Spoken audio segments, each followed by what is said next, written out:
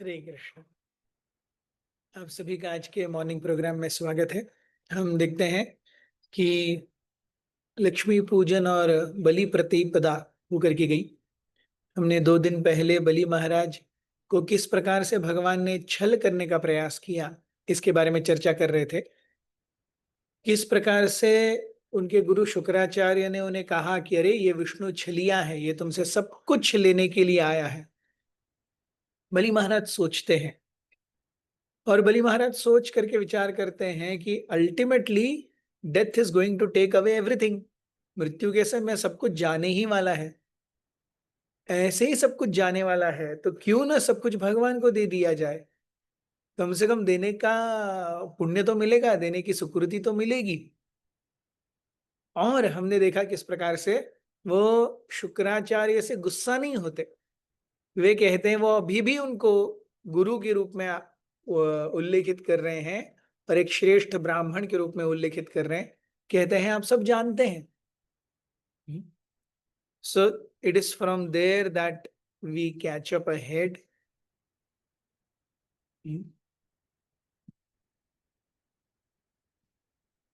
सो बलि महाराज सब कुछ देने के लिए तैयार हो जाते हैं।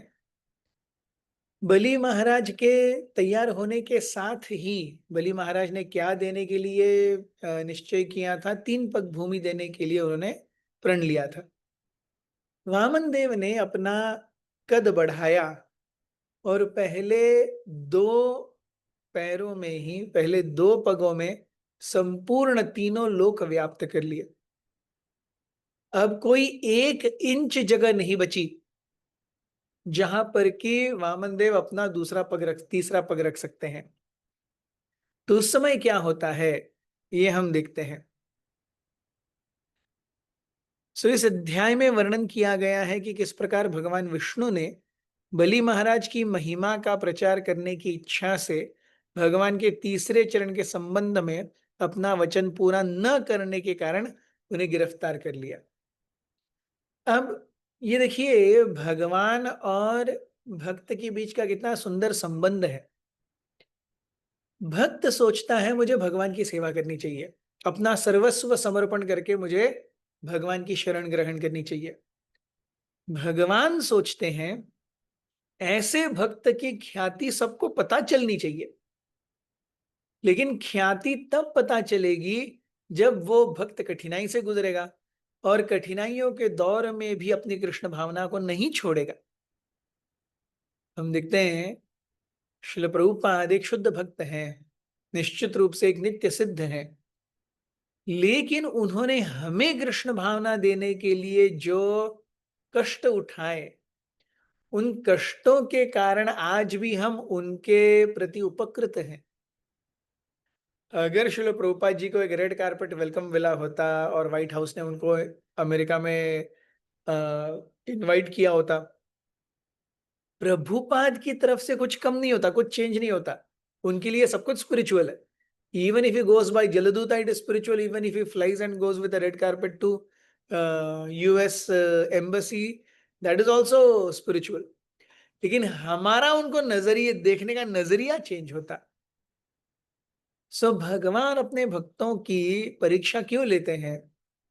उन्हें, भगवान को अपने भक्तों की महानता को संपूर्ण जगत के सामने उजागर करना है, इसलिए।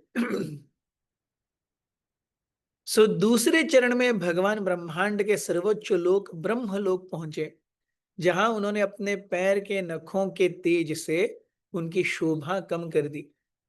इस प्रकार भगवान ब्रह्मा ने मरीचि जैसे महर्षियों और सभी उच्च लोकों के अधिष्ठाता देवताओं के साथ भगवान की विनम्र प्रार्थना और आराधना की। उन्होंने भगवान के चरण धोए और समस्त साज सज्जा से उनकी पूजा की। भगवान का पैर, जो दूसरा पैर है, वो बढ़ते जा रहा है और जब वो पैर ब्रह्मलोक तक पहुंचा, भगवान के पैरों के नाखून के कोने की आभा, yes, the tip of the toe nail of the lord and its effulgence completely diminished the effulgence of Brahmalok. Brahmalok की महानता, ब्रह्मलोक की ख्याति, ब्रह्मलोक का उजाला, ये भगवान के पैरों के नाखून की आभा के नीचे दब गया। और ब्रह्मा जी को पता चला, अरे भगवान आए हैं।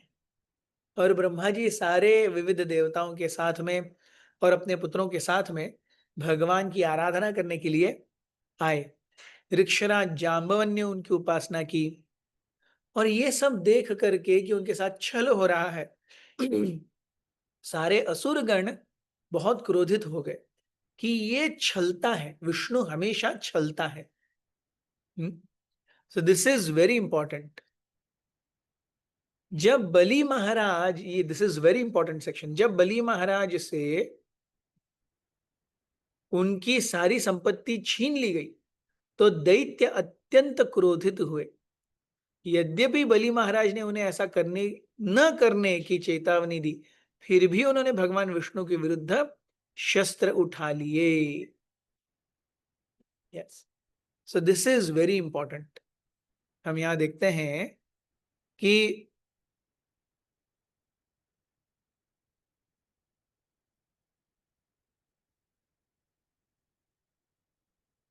ये देखिए श्लोक क्रमांक 10, 11, 12, 13।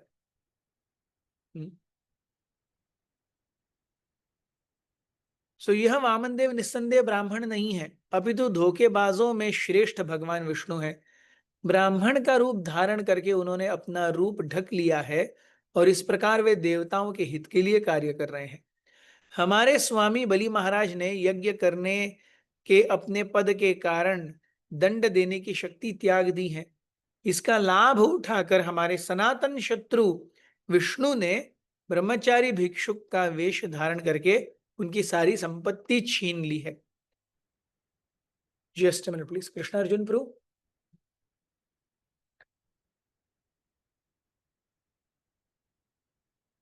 हमारे स्वामी बलि महाराज सदैव सत्यनिष्ठ रहते हैं और यह बात इस समय विशेष रूप से सत्य है क्योंकि उन्हें यज्ञ करने की दीक्षा मिल चुकी है।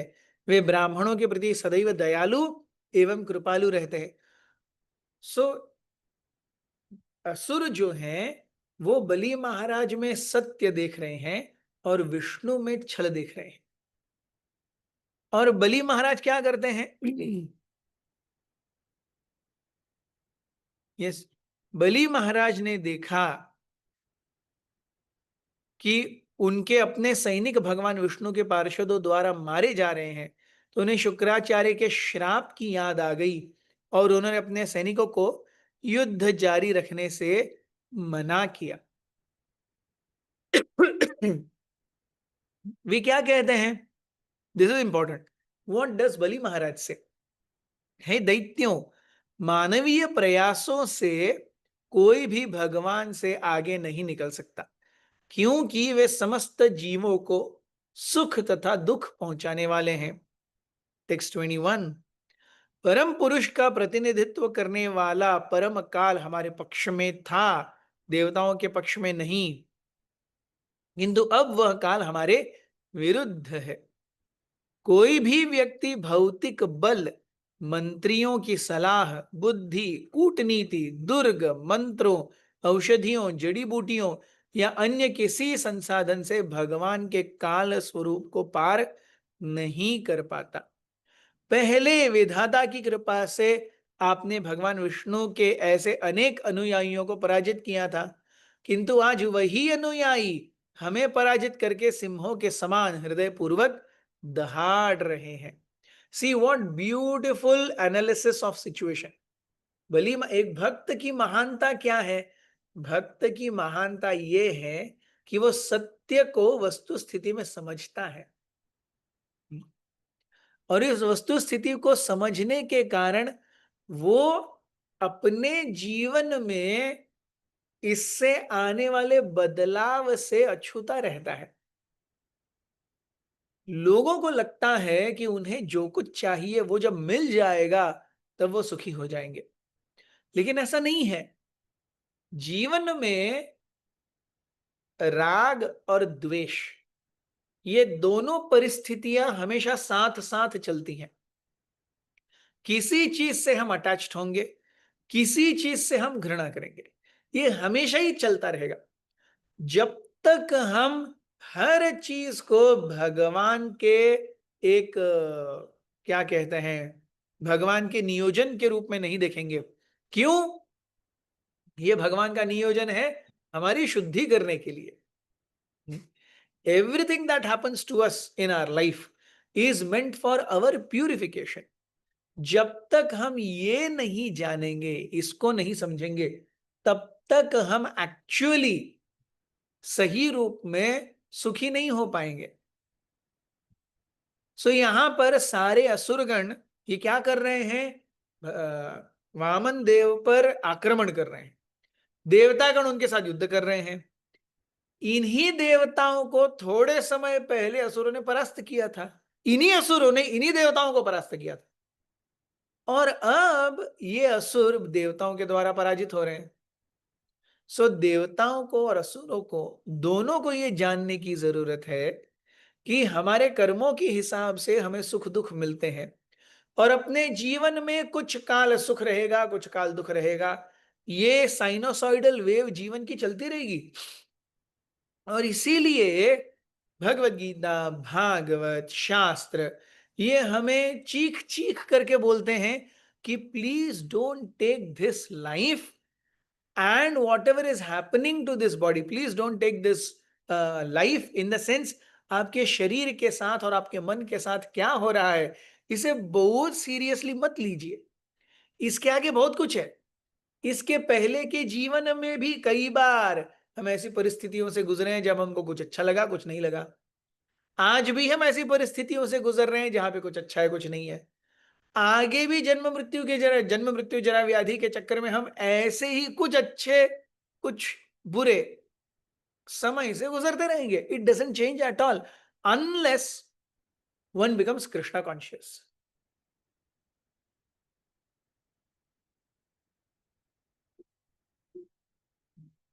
और समय की चाल को देख करके हम सीख जाएं कि इससे ऊपर उठना अनिवार्य है।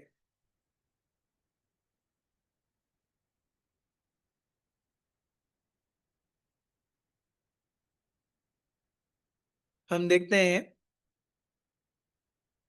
जब बलि में टेक्स्ट 27, जब बलि महाराज को परम शक्तिशाली भगवान विष्णु ने बंदी बना लिया तो ब्रह्मांड के ऊपरी तथा निचले लोकों में चारों दिशाओं में विलाप की महान गर्जना होने लगी। भगवान कहते हैं तुमने मुझे प्रॉमिस किया था कि तुम 3 पग भूमि दोगे, अब 2 पगों में तो मैंने सब कुछ नाप लिया, तीसरा पग कहां रखूं मैं?